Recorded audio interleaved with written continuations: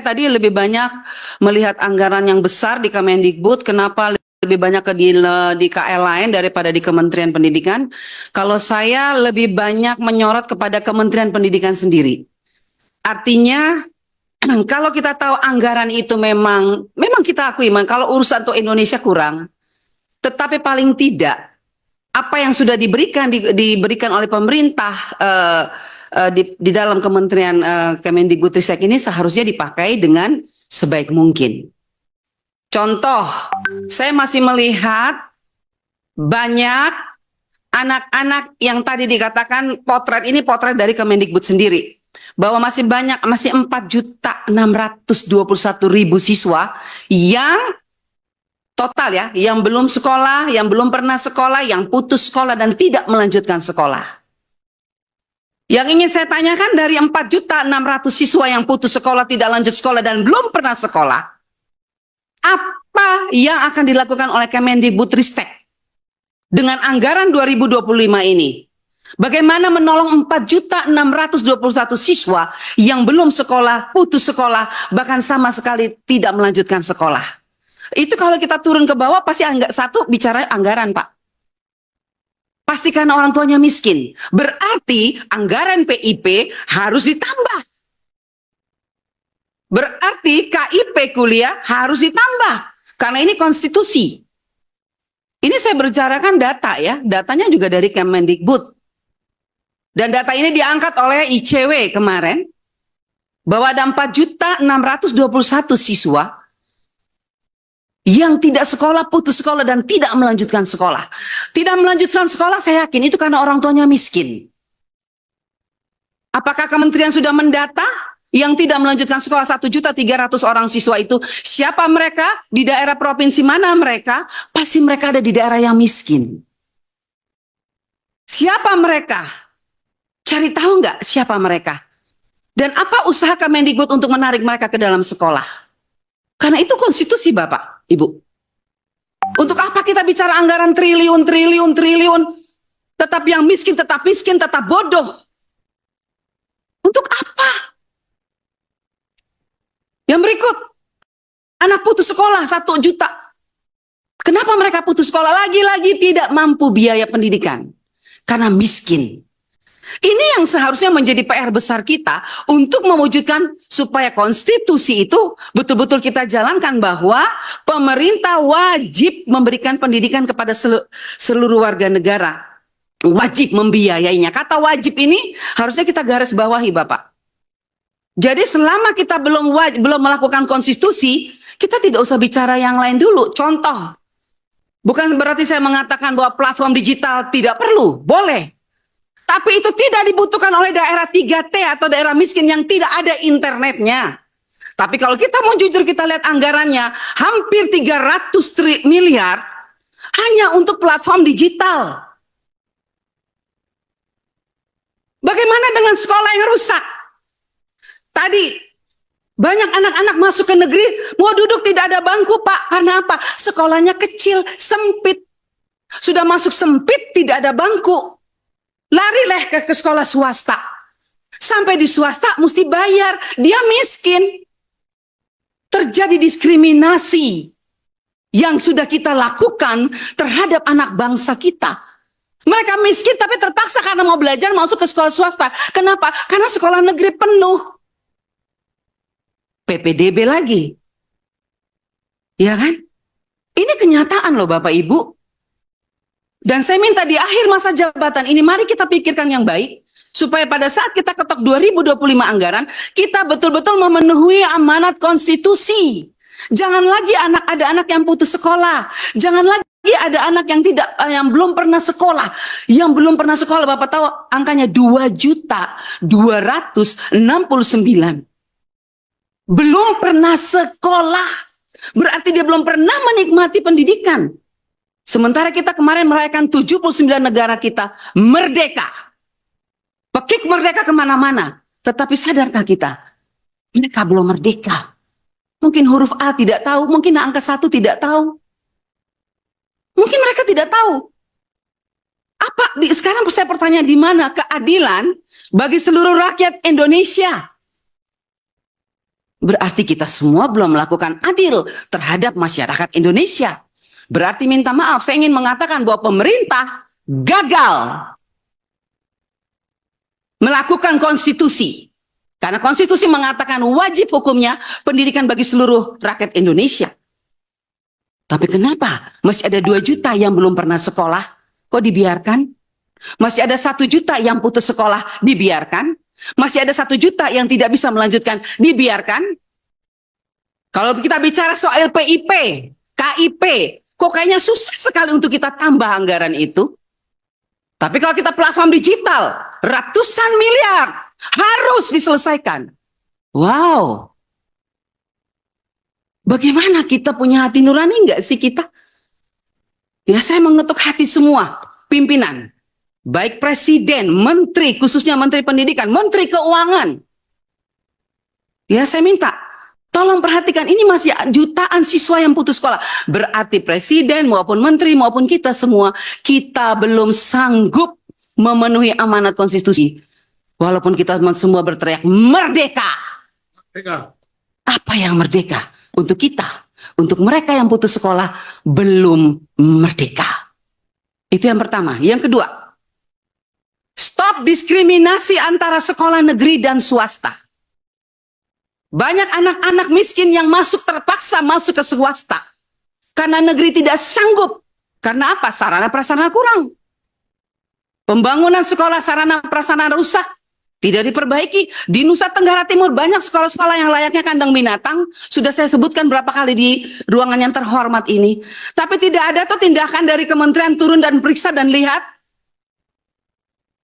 Ada sekolah-sekolah yang namanya sekolah merah putih. Catnya merah, di atasnya putih. 1,8 triliun satu sekolah. Tapi lihat pembangunannya. Terbengkalai. Ambruk plafonnya. Anak-anak tidak berani lagi masuk. Untung tidak ada yang meninggal.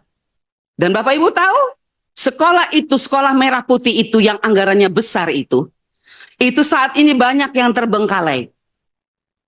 Dan akibatnya, kontraktor tidak menyerahkan kunci kepada kepala sekolah karena belum selesai. Akhirnya anak-anak didik kami harus bersekolah di bawah pohon, hampir kegigit ular. Untung anak orang tidak mati kena gigit ular gara-gara belajar di pohon, Pak. Karena mereka belum dapat. Sekolahnya sudah dibangun tapi belum pasang plafon, belum dicat, kamar mandi belum selesai, lapangan belum. Mereka tidak berani serahkan kunci ke kepala sekolah. Akibatnya anak-anak kita lah yang rugi.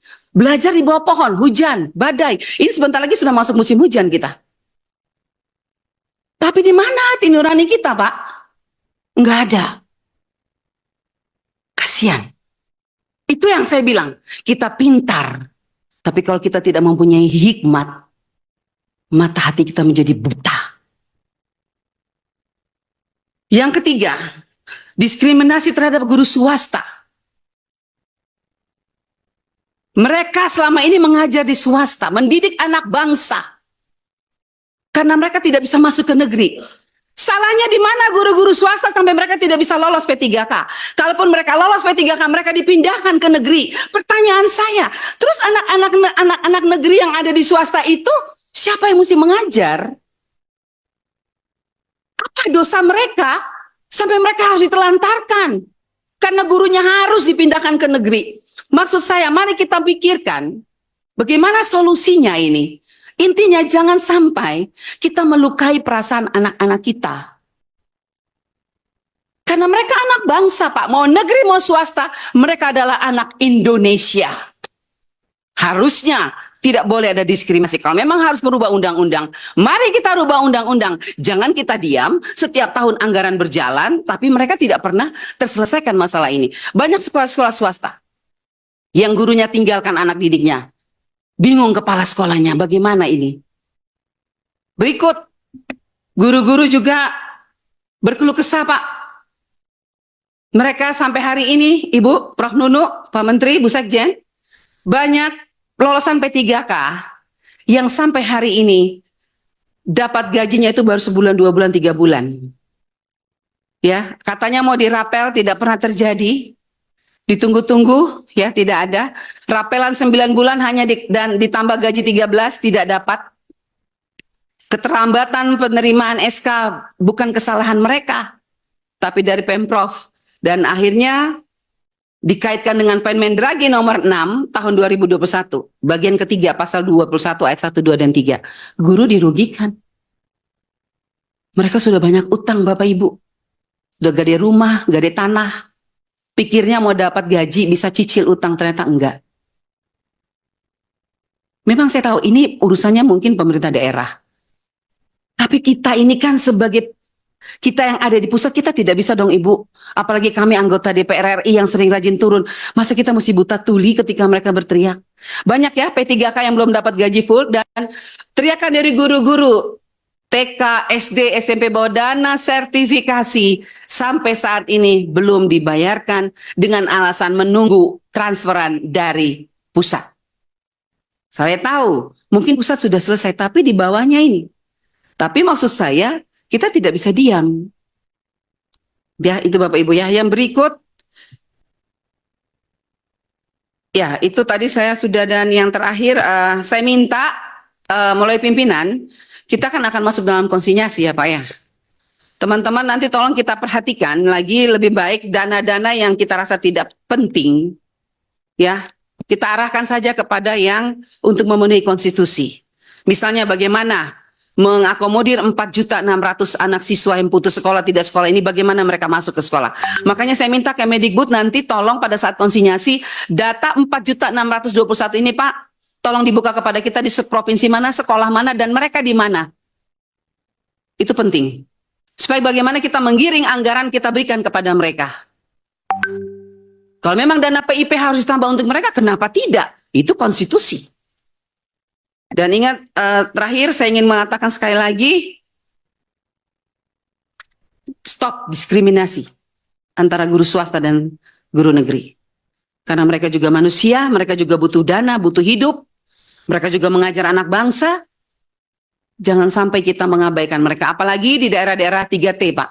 Di daerah saya itu banyak sekolah-sekolah swasta, sekolah Gemit, Gereja Masehi Injili di Timor, hampir ratusan sekolah itu hampir tutup.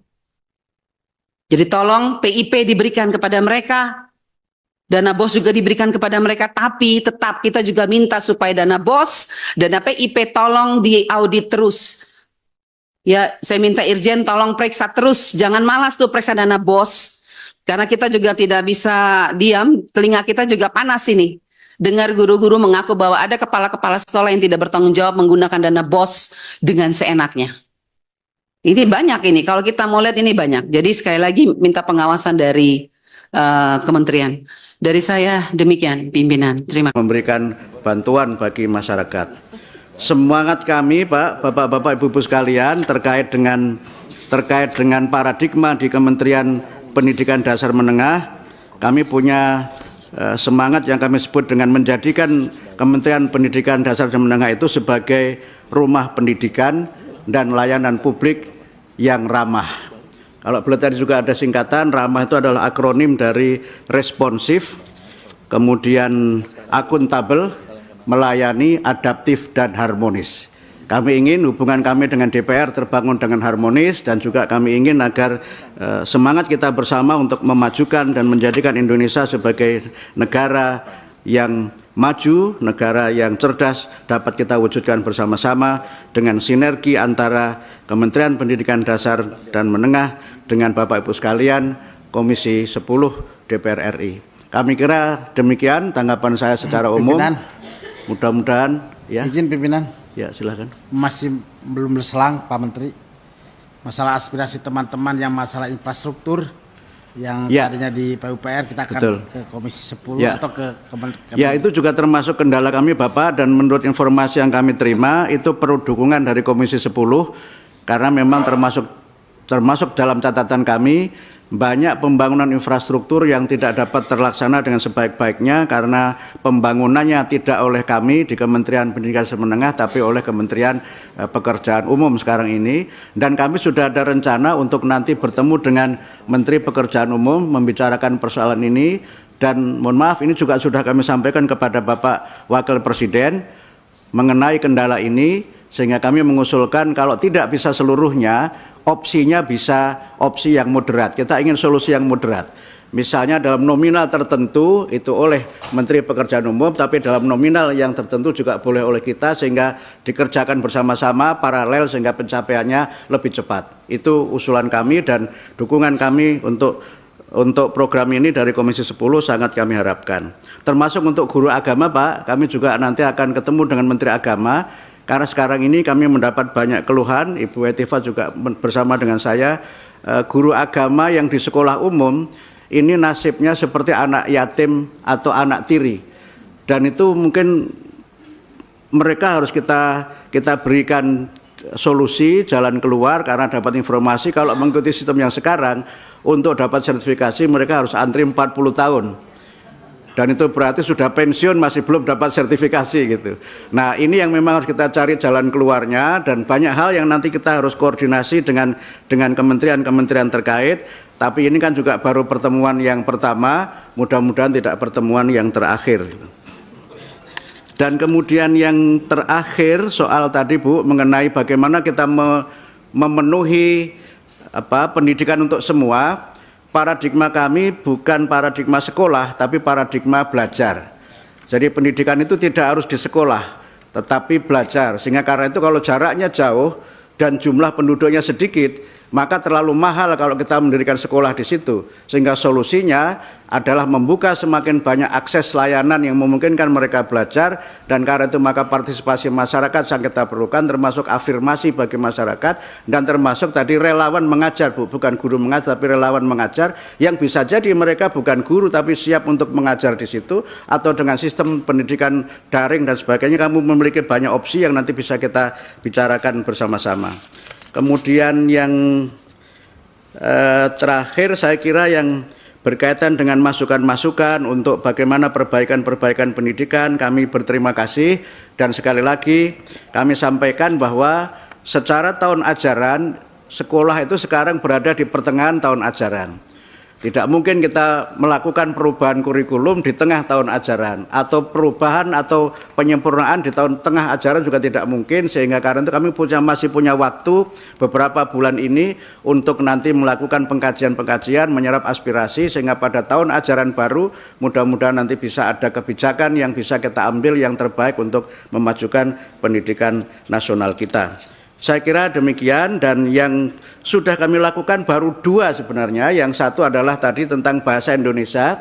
Pada saat bulan bahasa kami mencanangkan apa yang kami sebut sekali lagi kedaulatan bahasa Indonesia, di mana kita mendorong untuk bangsa Indonesia ini bangga, kemudian mahir dan maju dengan bahasa Indonesia. Kemudian yang 7 kebiasaan tadi juga sudah kami sampaikan, insya Allah nanti kami akan luncurkan itu di bulan Desember, sehingga pada bulan Januari itu sudah menjadi paradigma baru penanaman pendidikan karakter yang tidak harus melalui berbagai macam teori, tapi membangun karakter dengan membangun pembiasaan, yang dengan pembiasaan itu terbangun kebiasaan. Saya tadi lebih banyak melihat anggaran yang besar di Kemendikbud, kenapa lebih banyak di KL lain daripada di Kementerian Pendidikan? Kalau saya lebih banyak menyorot kepada Kementerian Pendidikan sendiri.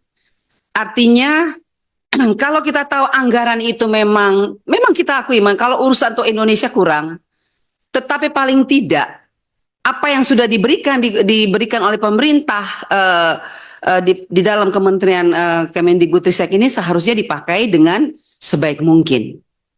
Contoh, saya masih melihat banyak anak-anak yang tadi dikatakan potret dari Kemendikbud sendiri, bahwa masih 4.621.000 siswa yang total ya, yang belum sekolah, yang belum pernah sekolah, yang putus sekolah dan tidak melanjutkan sekolah. Yang ingin saya tanyakan, dari 4.600.000 siswa yang putus sekolah, tidak lanjut sekolah dan belum pernah sekolah, apa yang akan dilakukan oleh Kemendikbudristek dengan anggaran 2025 ini? Bagaimana menolong 4.621.000 siswa yang belum sekolah, putus sekolah, bahkan sama sekali tidak melanjutkan sekolah? Itu kalau kita turun ke bawah pasti satu bicara anggaran, Pak. Pasti karena orang tuanya miskin. Berarti anggaran PIP harus ditambah. Berarti KIP kuliah harus ditambah. Karena ini konstitusi. Ini saya bicarakan data ya. Datanya juga dari Kemendikbud. Dan data ini diangkat oleh ICW kemarin.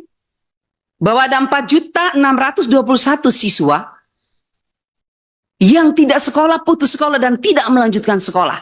Tidak melanjutkan sekolah, saya yakin itu karena orang tuanya miskin. Apakah kementerian sudah mendata yang tidak melanjutkan sekolah 1.300.000 orang siswa itu? Siapa mereka? Di daerah provinsi mana mereka? Pasti mereka ada di daerah yang miskin. Siapa mereka? Cari tahu nggak siapa mereka? Dan apa usaha Kemendikbud untuk menarik mereka ke dalam sekolah? Karena itu konstitusi Bapak, Ibu. Untuk apa kita bicara anggaran triliun? Tetap yang miskin, tetap bodoh. Untuk apa? Yang berikut, anak putus sekolah 1 juta. Kenapa mereka putus sekolah? Lagi-lagi tidak mampu biaya pendidikan. Karena miskin. Ini yang seharusnya menjadi PR besar kita untuk mewujudkan supaya konstitusi itu betul-betul kita jalankan bahwa pemerintah wajib memberikan pendidikan kepada seluruh warga negara. Wajib membiayainya. Kata wajib ini harusnya kita garis bawahi Bapak. Jadi selama kita belum melakukan konstitusi, kita tidak usah bicara yang lain dulu. Contoh, bukan berarti saya mengatakan bahwa platform digital tidak perlu, boleh. Tapi itu tidak dibutuhkan oleh daerah 3T atau daerah miskin yang tidak ada internetnya. Tapi kalau kita mau jujur, kita lihat anggarannya, hampir 300 miliar hanya untuk platform digital. Bagaimana dengan sekolah yang rusak? Tadi banyak anak-anak masuk ke negeri, mau duduk tidak ada bangku Pak. Karena apa? Sekolahnya kecil, sempit. Sudah masuk sempit, tidak ada bangku. Larilah ke sekolah swasta. Sampai di swasta mesti bayar. Dia miskin. Terjadi diskriminasi yang sudah kita lakukan terhadap anak bangsa kita. Mereka miskin tapi terpaksa karena mau belajar masuk ke sekolah swasta. Kenapa? Karena sekolah negeri penuh. PPDB lagi. Ya kan? Ini kenyataan loh Bapak Ibu. Dan saya minta di akhir masa jabatan ini, mari kita pikirkan yang baik, supaya pada saat kita ketok 2025 anggaran, kita betul-betul memenuhi amanat konstitusi. Jangan lagi ada anak yang putus sekolah. Jangan lagi ada anak yang belum pernah sekolah. Yang belum pernah sekolah, Bapak tahu angkanya 2.269. Belum pernah sekolah. Berarti dia belum pernah menikmati pendidikan. Sementara kita kemarin merayakan 79 negara kita merdeka. Pekik merdeka kemana-mana. Tetapi sadarkah kita? Mereka belum merdeka. Mungkin huruf A tidak tahu. Mungkin angka 1 tidak tahu. Mungkin mereka tidak tahu. Sekarang saya bertanya, di mana keadilan bagi seluruh rakyat Indonesia? Berarti kita semua belum melakukan adil terhadap masyarakat Indonesia. Berarti minta maaf, saya ingin mengatakan bahwa pemerintah gagal melakukan konstitusi. Karena konstitusi mengatakan wajib hukumnya pendidikan bagi seluruh rakyat Indonesia. Tapi kenapa masih ada 2 juta yang belum pernah sekolah? Kok dibiarkan? Masih ada 1 juta yang putus sekolah, dibiarkan? Masih ada 1 juta yang tidak bisa melanjutkan, dibiarkan? Kalau kita bicara soal PIP, KIP, kok kayaknya susah sekali untuk kita tambah anggaran itu. Tapi kalau kita platform digital, ratusan miliar harus diselesaikan. Wow. Bagaimana kita punya hati nurani enggak sih kita? Ya, saya mengetuk hati semua pimpinan. Baik presiden, menteri, khususnya menteri pendidikan, menteri keuangan. Ya, saya minta tolong perhatikan, ini masih jutaan siswa yang putus sekolah. Berarti presiden maupun menteri maupun kita semua, kita belum sanggup memenuhi amanat konstitusi. Walaupun kita semua berteriak merdeka. Merdeka. Apa yang merdeka? Untuk kita, untuk mereka yang putus sekolah belum merdeka. Itu yang pertama. Yang kedua, stop diskriminasi antara sekolah negeri dan swasta. Banyak anak-anak miskin yang terpaksa masuk ke swasta. Karena negeri tidak sanggup. Karena apa? Sarana prasarana kurang. Pembangunan sekolah sarana prasarana rusak. Tidak diperbaiki. Di Nusa Tenggara Timur banyak sekolah-sekolah yang layaknya kandang binatang. Sudah saya sebutkan berapa kali di ruangan yang terhormat ini. Tapi tidak ada tuh tindakan dari kementerian turun dan periksa dan lihat. Ada sekolah-sekolah yang namanya sekolah merah putih. Catnya merah, di atasnya putih. 1,8 triliun satu sekolah. Tapi lihat pembangunannya. Terbengkalai. Ambruk plafonnya. Anak-anak tidak berani lagi masuk. Untung tidak ada yang meninggal. Dan Bapak Ibu tahu, sekolah itu, sekolah merah putih itu yang anggarannya besar itu